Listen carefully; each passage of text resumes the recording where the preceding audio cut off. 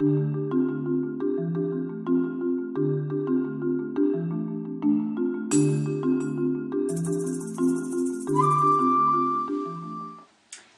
I am Dina Khader, and today we are going to discuss green tea, the benefits of green tea, what to look for in green tea, and how do we compare green tea with other teas.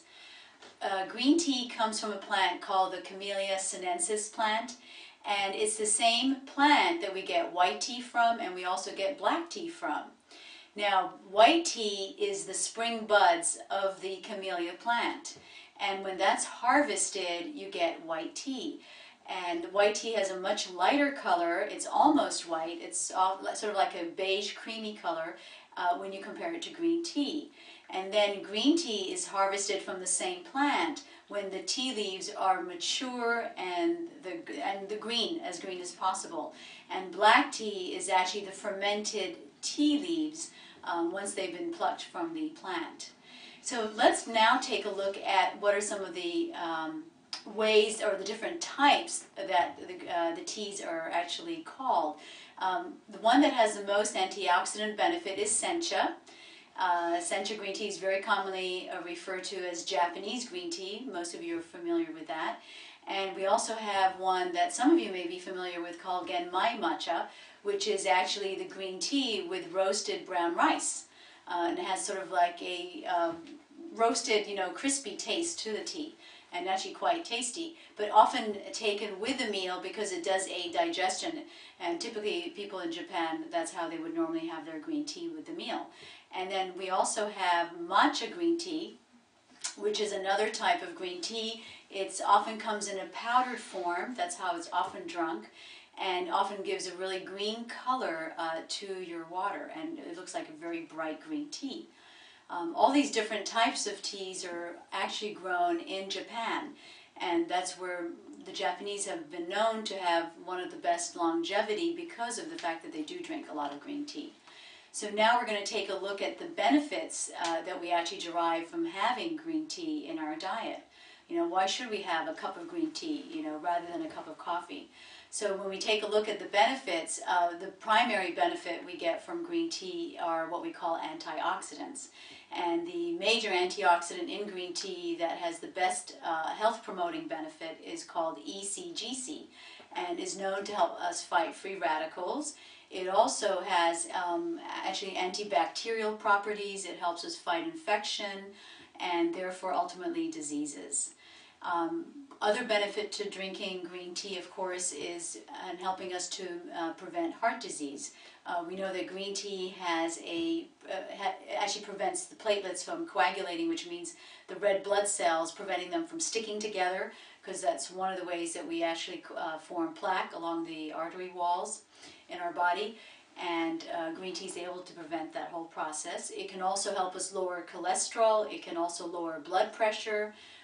So I often recommend at least having 3 cups a day to help us, in those areas. We now know that people who have blood sugar issues, particularly if they have diabetes, whether it's type 1 diabetes, type 2 diabetes, green tea is very helpful at helping to lower blood sugar. So it should be part of your daily diet because of that benefit. And finally, weight loss, which of course is the majority of your, concern.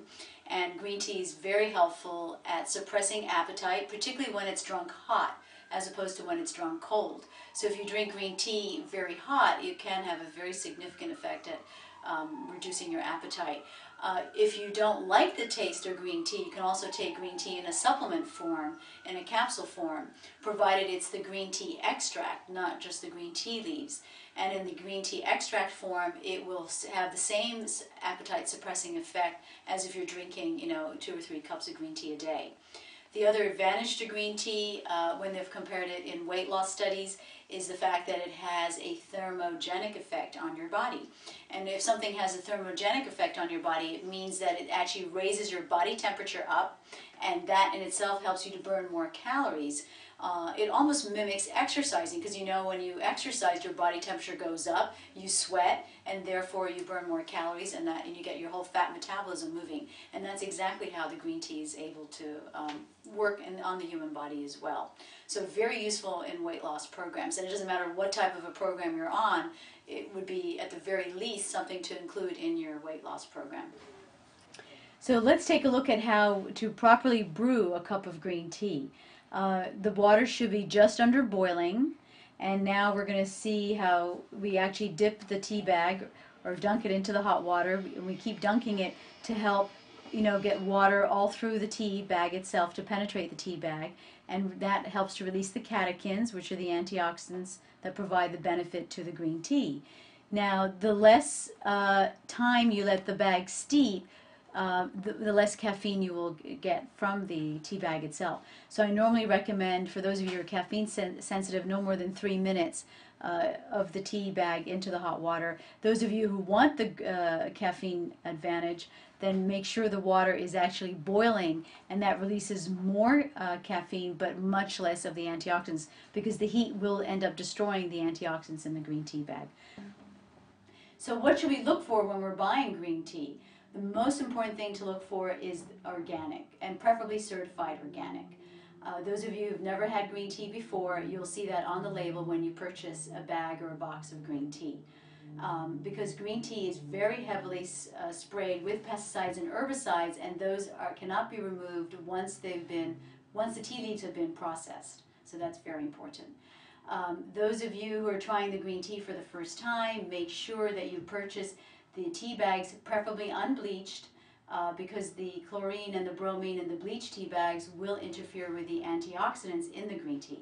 So that will make a huge difference too. That's important.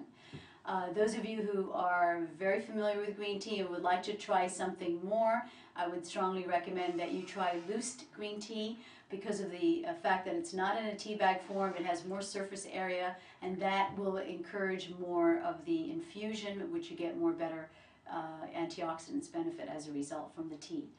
And finally, if you are really courageous, then try either sencha or matcha green tea powder, because you dissolve that in warm to just under boiling hot water, and that gives you even more benefit because you're actually physically taking in all the tea leaves that you're drinking in a powdered form. Also, the other advantage to sencha and matcha powders is that they have much less caffeine compared to the tea bags or the loose green tea. And incidentally, 1 cup of coffee is equivalent to 7.5 cups of green tea.